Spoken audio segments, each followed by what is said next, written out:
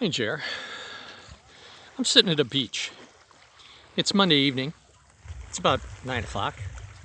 And there are some beach bars there, as you can see. And this particular place is a resort that on the weekends is pretty popular. I think maybe in past videos you've seen it. Anyway, here comes a guy walking down here. There's the ocean behind me. It's very calm tonight. The moon is up there, but behind the tree there.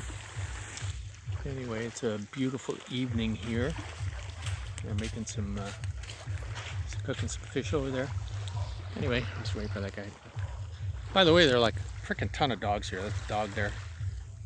Dogs everywhere in the Philippines. Anyway, I'm sitting here on the rock. I come from 7-Eleven, and while I was there, I was thinking, past 3 days a lot lately.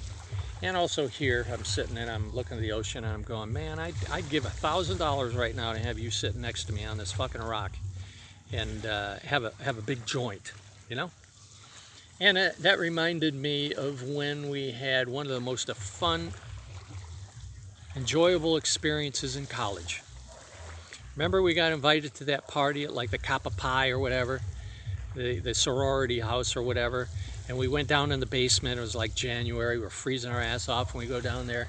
I think we drove there in your car, you know, and Hyle's with us. And we got invited to this party, okay, and we go down in the basement. And there's a table, you know, remember that? And there's like fucking 20 guys sitting around this table. And we're waiting for the weed to arrive. And so we're sitting there patiently, and 20 minutes goes by or longer, and all of a sudden a guy walks down the steps. He's carrying a grocery bag fucking full of weed. Remember that? It was like this huge bag. It's like fucking filled with weed. And we're looking at each other smiling like, that's the biggest fucking bag of weed I've ever seen, man.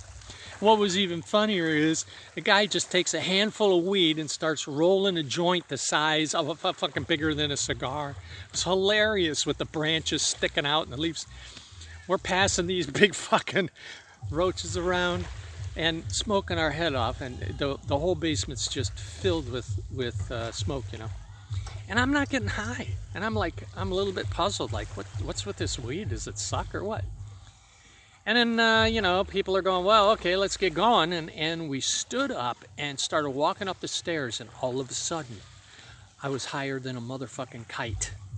By the time we got up the steps, walked out just a few steps to the doorway outside, walking to the car like 10 more steps with the snow, I started laughing so hard that I couldn't breathe. And I started to panic. I was like ODing. I thought, Jesus Christ, I'm ODing. I don't know if you remember this. I even dropped down to my knees. I think I was laughing so hard and I couldn't breathe. And I don't know if you saw that or not. But anyway, I'll never forget it. It really freaked me out a little bit. And finally I pulled myself together and I go, God damn, I'm stoned out of my mind. We get in the cars and we drive to Burger King. Do you remember this? And I saw these straws, so I grabbed a bunch of them, and I'm sticking them in my ears and in my nose, and you're looking at me like, don't be an asshole, you know, girls are here. And I'm like higher than a fucking kite. Yeah, you remember that? I don't remember what we did after that, but I remember that like yesterday. And the other time I remember is that we got invited to a party in a dorm room, you know, and it was after you had smoking pot maybe 4 or 5 times, and you started to really like it. And we went to this party, you know, and you got stoned out of your mind. We're all sitting in a circle. And you went in and you ripped the towel rack off the wall. And I think O'Malley was there. He said, Jerry, man, don't do that, man. And you're like laughing your head off. I just ripped the towel rack off the wall. And you're laughing. You were stoned out of your gourd. What fun memories. That's what life is about. Here I am sitting on this fucking rock looking at the ocean, and I'm thinking to myself, you know, the reason you can't be here is because of what is going on with the people in charge of planet Earth, okay? The expensive airlines and the shit that's going on and so on. There should be no problem for any human being to be able to afford to get on a jet and go anywhere they want and smoke weed wherever they want, you know? It's all controlled fucking bullshit. I'm not going to get into it, but it's all deliberate.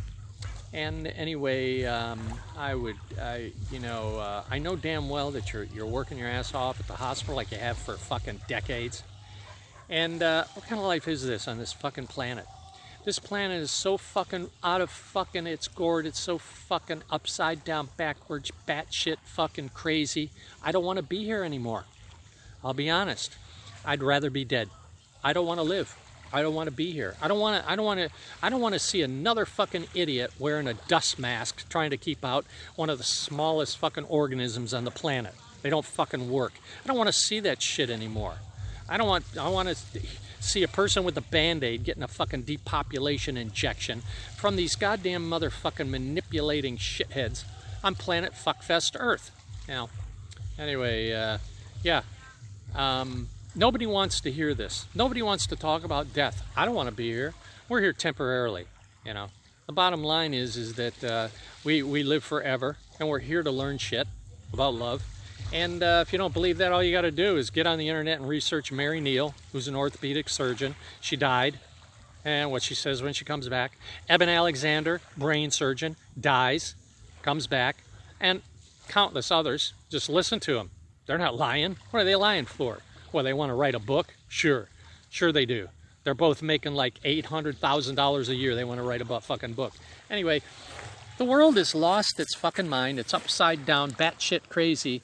And I'm old enough and researched enough to understand that this is the fact of the matter. And I don't want to do it anymore. I don't want to be here anymore.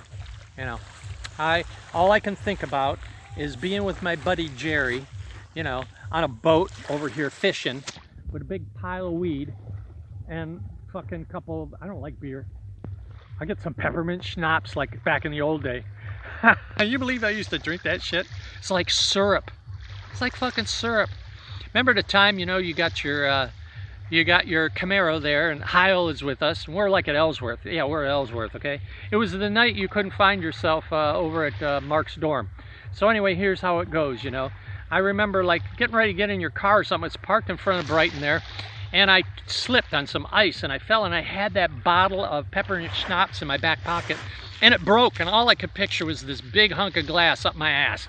So I yanked my clothes down. I didn't give a fuck who was watching. I wanted to check, see if I had to go to the hospital with a big chunk of glass up my ass, you know. Luckily, no cuts. And anyway, after that, we get in your car. Heil's in the back. I'm shotgun. And Heil notices you're pretty drunk. He said, Jerry, let me drive. You know, okay. So Heil is back there and he's driving the steering wheel, and you're in the front laughing. Probably a little stoned too because you're laughing so hard. I don't remember what we had. Anyway, we start driving over to Mark's dorm or whatever. We're right getting close to stop and go, and there's these big trees, and then you laugh and you throw your head back and floor it. You just step on the gas. And Heil and I are screaming at you, Jer, what are you doing? Stop. Heil's losing his shit. We're aimed at this big fucking tree. And finally, you stop the car. Heil jumps out, yanks you the fuck out of the car, throws you in the back seat, says, no way, you're not fucking driving. And you didn't put up a fight. It was one of the few times you let somebody drive your car. And then we get to Mark's place, and there's the party. That might have been the party where you ripped the towel rack off the wall. All right, but anyway, I was getting exhausted, so I went home.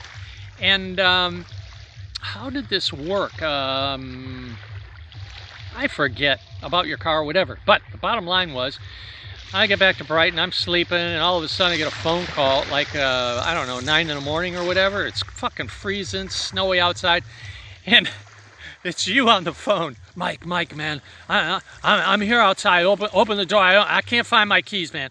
Oh, yeah, okay. I get dressed, I run down there, I open it up, and you're still fucking drunk. And, yeah, man, I woke up in O'Malley's dorm, and I'm yelling, Mark, where are you? And some guy opened the door, he says, he's 2 floors up, man. And I just laugh. You know, Jer, this was life. This is life.